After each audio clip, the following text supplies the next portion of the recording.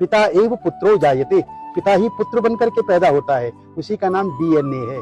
D का मतलब हुआ दादा, एन का मतलब हुआ नाना, और ए का मतलब हुआ आत्मा। तो मेरे शरीर में दो चैनल हैं, एक मैटरनल चैनल, एक पैटर्नल चैनल। एक पिता का रक्त संबंध और एक माता का दुग्ध संबंध। रक्त संबंध लाल रंग खून का, जिसको हम आरबीसी कहते हैं, और श्वेत रक्त कण, जिसको हम डब्ल्यूबीसी कहते हैं, ये हमारे शरीर के अंदर हैं। जब तक मैं जीवित रहूंगा तब तक मैं अपने पितरों का श्राद्ध करूंगा। इसलिए हमारा सनातन धर्म कहता है कि पिता ददाति पुत्रान, पिता पुत्र देता है, और दादा पौत्र देता है, और परदादा सुख संपत्ति देते हैं। वंशो विस्तारताम यातु, वंश का विस्तार, कीर्ति यातु दिगंतरम, और सारे संसार में कीर्ति का फैलना।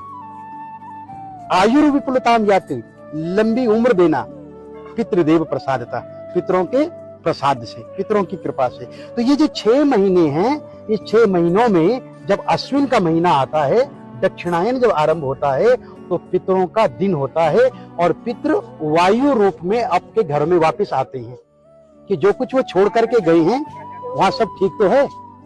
मैंने जो संपत्ति छोड़ी है, उस संपत्ति में मेरे बच्चे मिल बांट करके खा रहे हैं या नहीं, अरे मेरे लिए कुछ दे रहे हैं या नहीं, मुझे स्मरण कर रहे हैं, तो वायु रूप में आते हैं।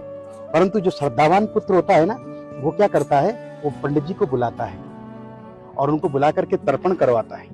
तो तर्पण कितने प्रकार के होते हैं? बोले देव तर्पण, ऋषि तर्पण, मनुष्य तर्पण, पितृ तर्पण और स्वपितृ तर्पण।